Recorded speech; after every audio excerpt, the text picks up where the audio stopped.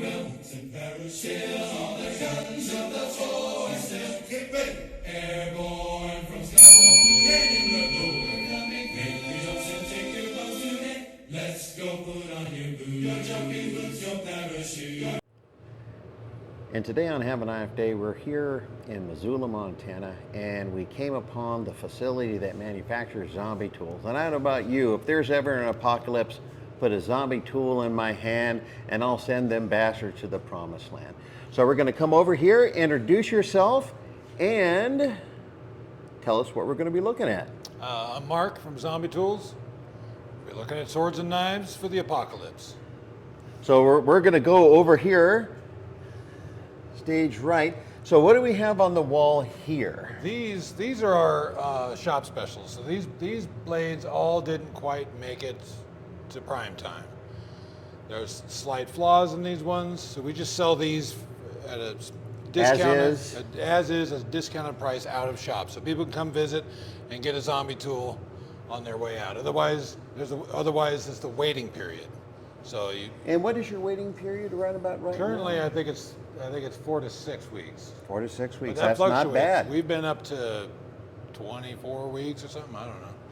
Yeah, that's not bad at all. We'll start with this one here. So these are all a little beaten up because these are our shop copies. These are the ones we use. We cut cans and everything with them and chop them into wood and all that good stuff. This is the Difos, or also known as a two-handed Xiphos.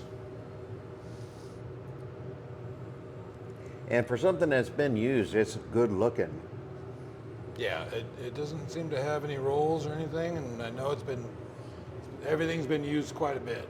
The older the blade in this current lineup, the more damage it should have. And that's one of our older ones. Not as old as this one. This one's taken a lot. See, it's just scuffs, really. Yeah, The edge is it's got still some there. personality, but it still does the job. You could maybe use a little sharpening. That's the Reaver cleaver. In case you got Reavers, need to cleave them. Damn straight. That's one of the big sellers here. The Apocatana.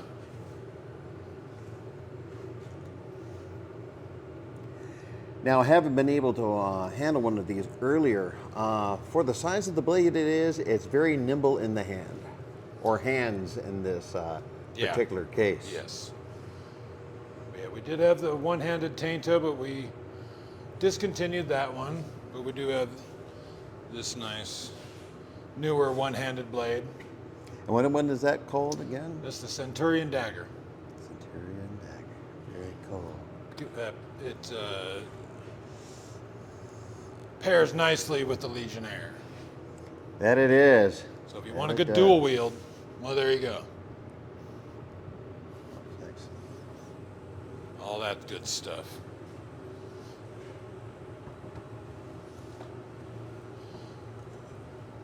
This one's probably been featured the most in television and film. This was in War for Planet of the Apes.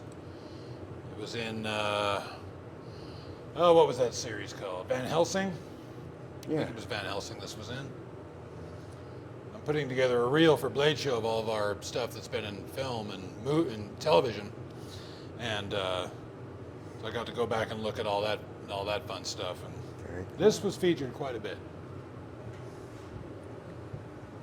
We have some stuff up here. Yeah, those never made it to market.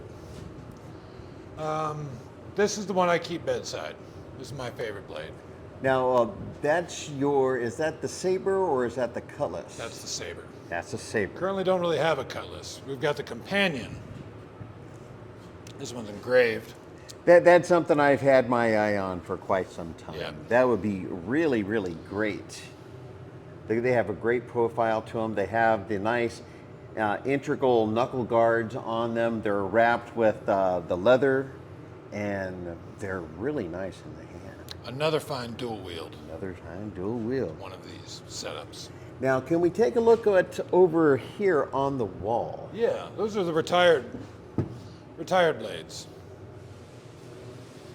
So they're not in any particular order, but these few up here are some of the oldest. So here's our old cutlass. Get this sucker off there.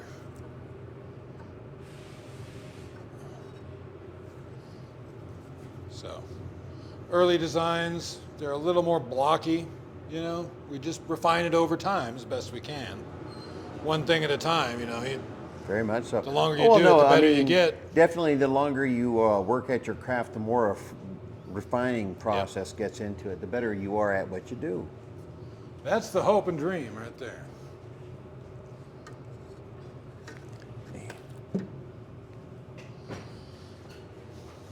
There's a scad of axes.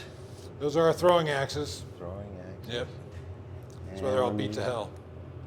If I can get a light on here, here we go. And look at those.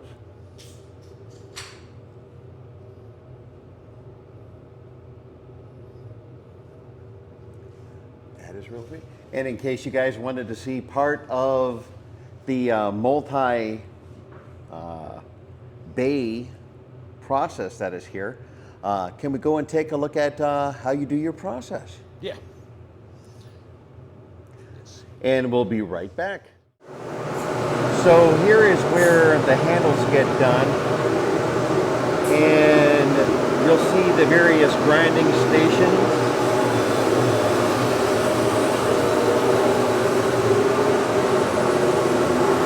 Now that one over there, if I'm not mistaken, you're slowly grinding down the stock to the final thickness that you want to get, if I'm not mistaken.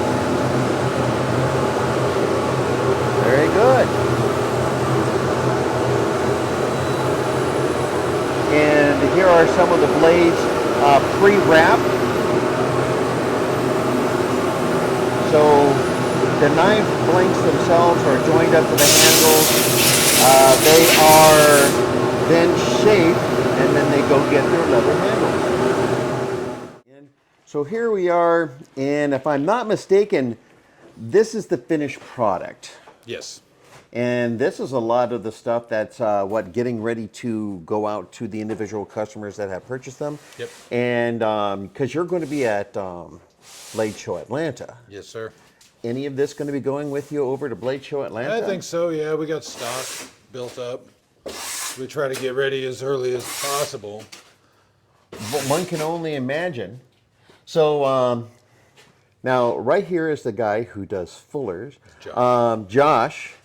And what are you working on right now? Right now I'm just sharpening the latest run that we're sending out the door, and part of this run is for Blade Show. Oh, excellent. Can we take a look at that's the Subo. Yep. Let's take a little bit closer look on that. And each Subo is unique. There isn't two that look alike. Indeed. The process that we use is an electro acid bath with a wax resist. So we splatter the wax on, and then we do not an acid bath, sorry, an electro. The electro, bath. yeah, I gotcha. And and so that creates a unique pattern on every single one of them. You know, it's kind of like a snowflake. Throwing those drops on, no two are ever going to be the same. Very, very It's cool. wax on, wax off. That's wax on, wax off. Yep, Subo on, Subo off. Well, Subo off, Subo on. Subo. I'll let you say that. I don't want to. And this is also where they do their the wrapping of their handles with leather. And between the leather that they use and some rubber cement, pretty much guarantees an incredibly tight bond. Yeah. Well, so far, Mark, that's pretty much it in a nutshell. All right. The other room over there is basically grinding and things of that sort. Mind if we take a look at that real quick? Let's pretend we're from Missouri. It's called the Show Me State, so we're going to show you. Is that what they call it? The Missouri is the Show Me State. Oh, okay. Yeah, so here's a basic grinding station. Here we've got 1, 2, 3 for handles. 1, 2, 3, for the belt work on the blade. So there's 4. There's another one over there. And then the stations for the angle grinder work.